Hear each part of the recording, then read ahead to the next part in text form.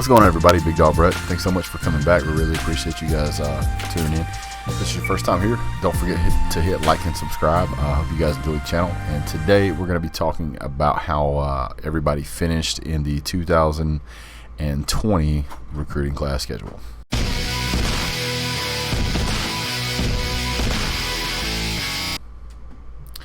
All right, so let's jump right into it. Obviously, everybody has a little bit of a different view depending on which team you're talking about, which website you go to, how the stars rankings are, and all that good stuff. So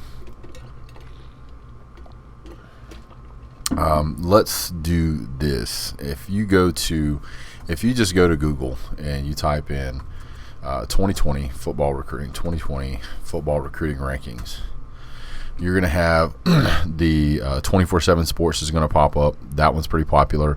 You're going to have Rivals.com. You're going to have ESPN. And I'm going to kind of go over these and just kind of compare them in general. I'll let you guys know my feelings on it. Mine may be different than yours. If mine are different than yours, I can understand it. But in general, the class rankings are kind of debatable because everybody scores things differently. Let me see here. I want to do one more here. Let me see. I guess we'll do CBS Sports. How about that? We'll do CBS Sports. I'm not doing ESPN because theirs is all weird. All right, so 24/7 Sports, Rivals.com, and CBS Sports. CBS Sports is not kind enough to do their own. I guess they actually copied from Rival for 24/7 Sports. So let me find one more here. NCAA.com. Nope, that's not going to work.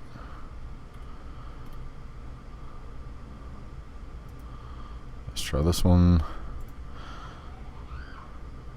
All right, I guess we are going to do the NCAA from ESPN.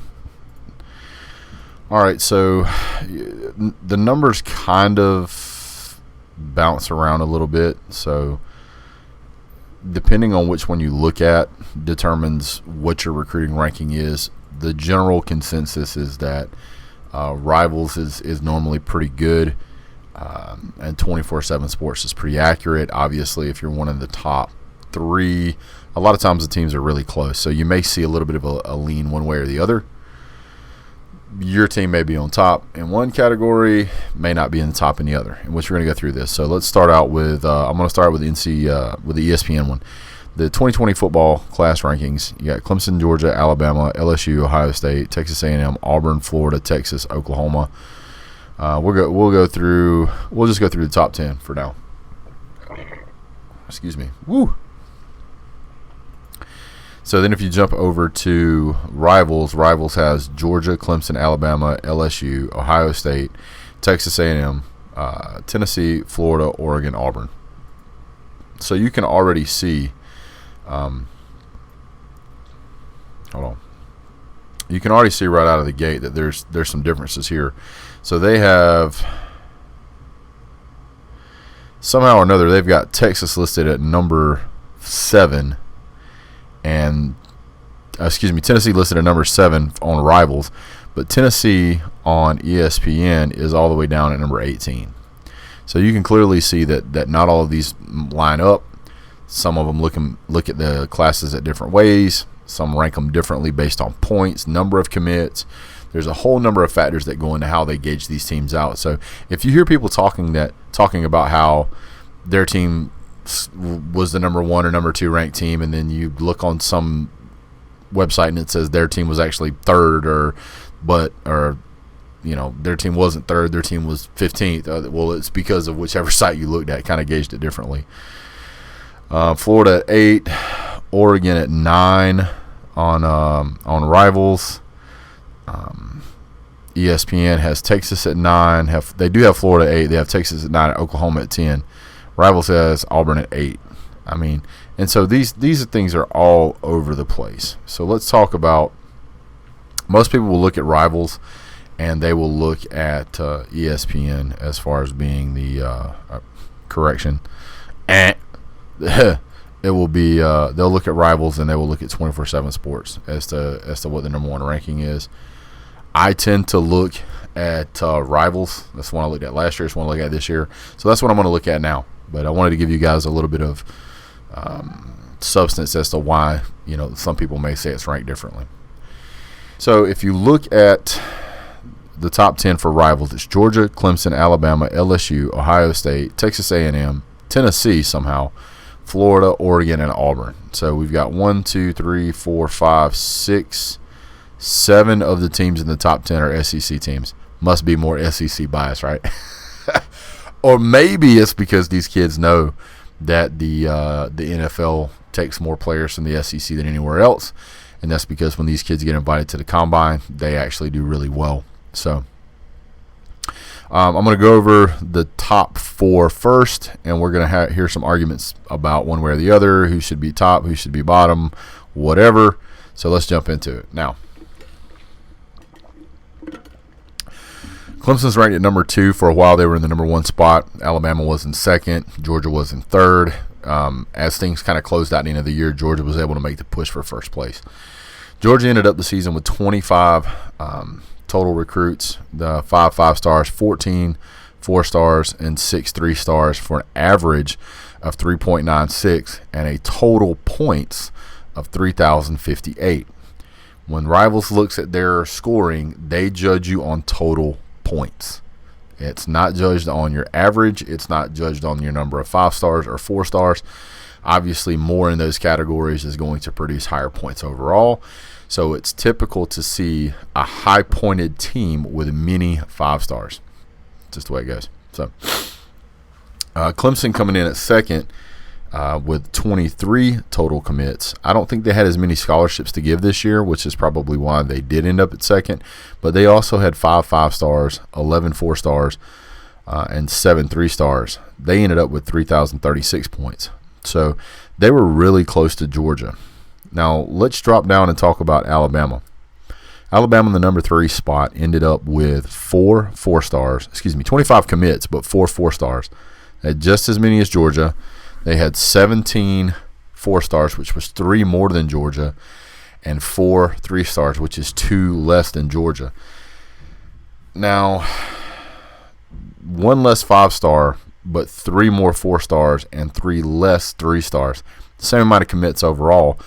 You would tend to say, okay, 4 5-stars total 21. Georgia only totals 19 when you put those two categories together. It would seem like that should be beneficial. Now, Alabama ends the season with a total average of 4 even. Basically 4 points. Or 4, however they rank that, they have a 4.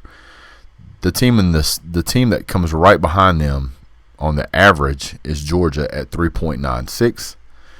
Then Clemson at 3.91. Even though Georgia's in the number 1 place, Alabama still has a higher average per player by 4 100ths of a point. Not a lot. Right behind that, by 5 100ths of a point, is Clemson.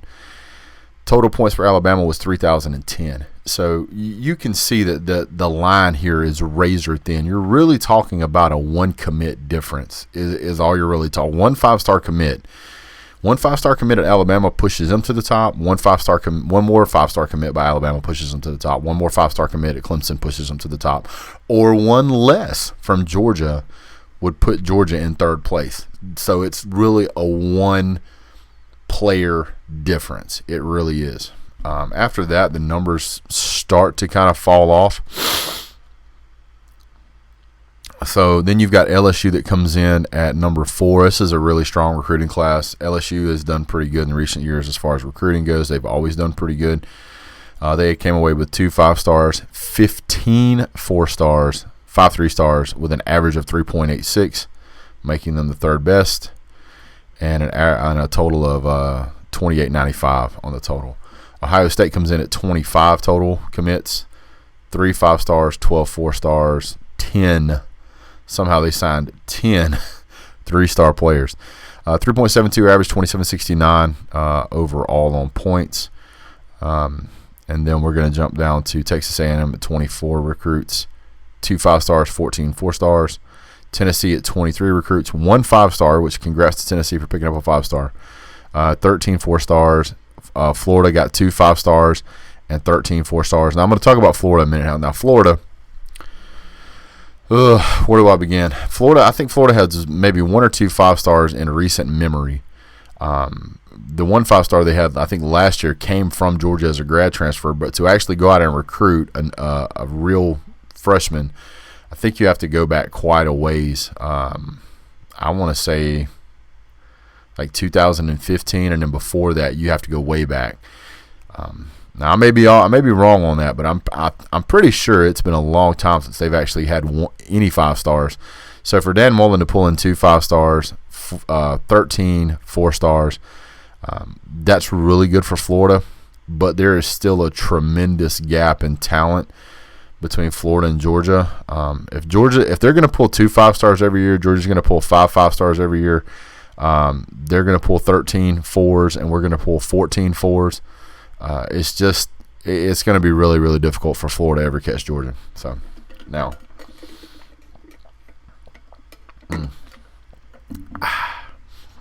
I was kind of surprised to see Oregon sneak up here in the top 10. They had 2 5-stars, 10 4-stars, and 10 3-stars. I'm not surprised to see Auburn in the number 10 spot. They didn't pick up any 5-stars, but they signed 13 and 13 respectively, 4 and 3-star players.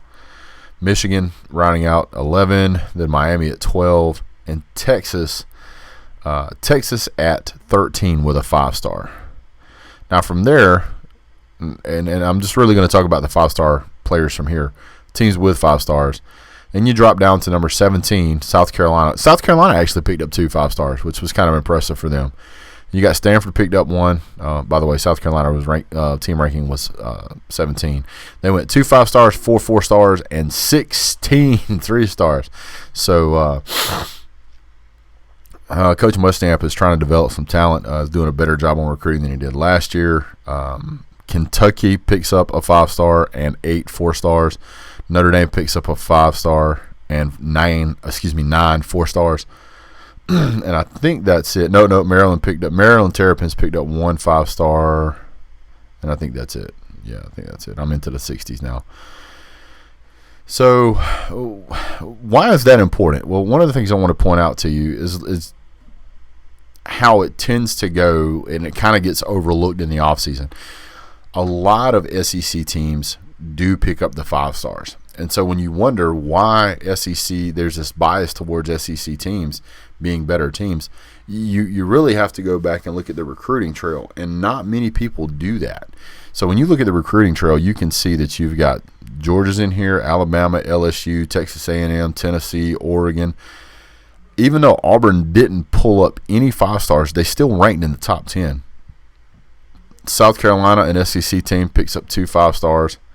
Kentucky picked up a 5-star.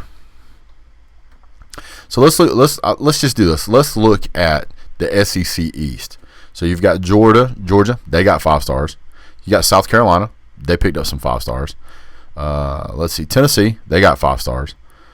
Florida, they picked up some 5-stars. Who else in here? Kentucky picked up some 5-stars. Texas A&M picked up 5-stars. I mean, when you look at teams, you've got to say, you've got to be able to judge it somehow. So how do you judge it? Well, I say, yeah, you can judge it by wins and losses, but you've got to dig into it a little deeper than that. You've got to look and see why is this team likely to win a game? And then you'd have to look at the talent set. It's so it makes you really kind of scratch your head whenever you see other teams out there. They just say, oh, the SEC is garbage, blah blah blah blah blah. And it's like, wait a minute, dude. There was only two teams in our whole side of our division that didn't pick up a 5-star, and that was Vanderbilt and Missouri. Kentucky, South Carolina, Tennessee, Florida, and Georgia all got 5-stars. all got 5-star players. If you look at the SEC West, Texas A&M, Auburn didn't this year. Alabama and LSU, 3 of their teams did. So 1, 2, 3, 4, 5, 6, 7, 8. 8 out of all the SEC teams have 5 stars this year. I don't think there's any other division that does that. I see one team in the ACC, which is Clemson. Clemson picked up a 5-star. Because Miami came in 12th. They didn't pick up any 5 stars. I see one Pac-12, which is Oregon. You got a Big 10 and a Big 12. You got Ohio State, and Oklahoma didn't pick up any. Texas picked up 1. Stanford picked up 1. And Notre Dame, which is an independent. And Maryland, whatever conference they're in. But the point is that the majority, and especially in this class, the majority of the talent at the very top tier of the recruiting scale is going to the SEC. Traditionally, that seems to be the case, but let's just, for a moment, let's just talk about the top 10 teams. Georgia, Alabama, Clemson, LSU, Ohio State, Texas A&M, Auburn, Florida, Texas, and Tennessee. Texas, I'm not worried about. Texas it's still got a long way to go. Not worried about Tennessee either. Tennessee has still got a long way to go. If you don't believe me, just ask a Tennessee fan. They will tell you that they looked pretty good at the end of last year. Yeah, they looked pretty good at the end of last year, but half a season does not a good season make. Florida.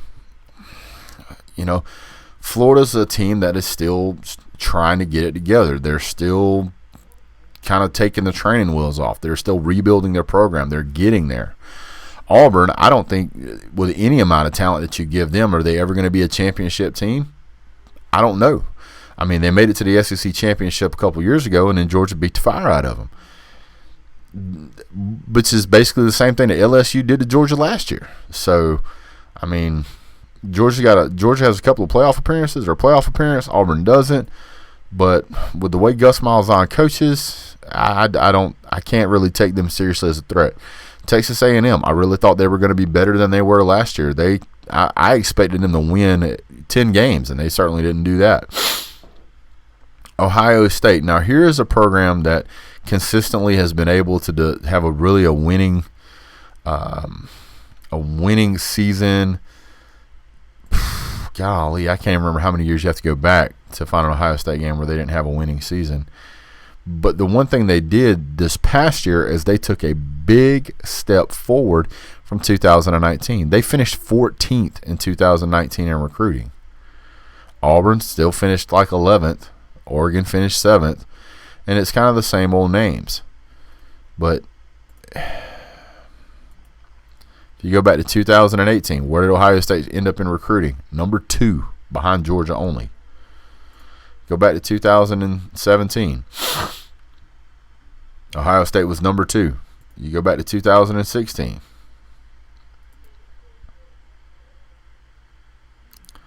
Ohio State number 4. Go back all the way back to 2015. That's going to be the last one I go back to check. But Ohio State in 2015 was still number 7. I mean, there's no reason why Ohio State is the only team that's able to, in its division, to recruit that high. Kind of like Clemson, same thing. There's like if you play in that conference, you're gonna go play for that team. It's not that way with the other SEC teams. We all have to kind of fight amongst ourselves. Let's see here: Texas A&M, Ohio State, LSU. LSU obviously won a national championship last year. Their recruiting cycles have been pretty good. They picked up 3 more 5 stars. They're going to continue to roll.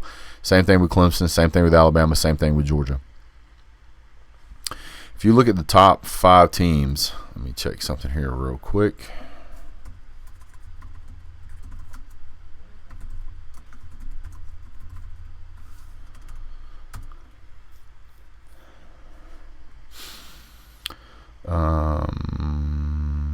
If you go back to 2000, at the end of 2014, the Ohio State's won a national championship. Last year, LSU won it. Year before that, Clemson won it. I believe the year before that, Alabama won it. So what I'm looking at here is if you really want to be a championship caliber team, it starts here in the recruiting. Georgia's certainly doing a good job of that. Alabama's doing a good job. Clemson's doing a good job. LSU and Ohio State are all doing really good jobs in recruiting. The thing that should scare you, though, there's two things that should scare you. Number one is Justin Fields continuing to play for Ohio State and him actually getting a little more comfortable in those high pressure situations. That should scare you. Number two, Clemson having a number 3 recruiting class should scare you. Both of those teams can do phenomenal things with their talent. They can develop them. Alabama, par for the course. Georgia continues to recruit at an extremely high level, but we've got to find a way to develop those quarterbacks and develop that talent to be able to get those guys into the big league, so to speak. So to round it out again, Tennessee number 10, Texas 9, Florida 8, Auburn 7, Texas A&M 6, Ohio State 5, LSU 4, Clemson 3, Alabama 2, and UGA at number 1. That is what the recruiting rankings are. Please don't jump in the comment section and tell me about how somebody was upgraded to a 5-star, somebody was upgraded to this, this is current. This is as of 2/16/2020 at 8:50 p.m. I mean, it is as up to date as I can possibly get it. So, all right, guys. Well, that's going to do it for me. Thanks so much for tuning in. Really appreciate it. Hey, we're trying to get to 3,000 subscribers by the beginning of football season. Don't forget that we are also going to be doing a show at the spring game. So, I want to do a shout out to Bruce Hucks. I believe that's how you say your last name, sir. Been in contact with him quite a few times, and he is actually making something for the show. He has learned quite a bit from a guy named, I believe, Dan Rhodes on YouTube. You guys will be seeing it hopefully pretty soon. Also, I now am writing a newspaper article in my hometown newspaper called the Ward County Citizen. The name of the article section is In the Dog House with Big Dawg Brett. So if you guys want a good read, go check that out. We really appreciate you guys tuning in. Thanks so much for being here. You guys have a great day. Don't forget to hit like, subscribe, and share. And guess what? That's right. Go Dogs.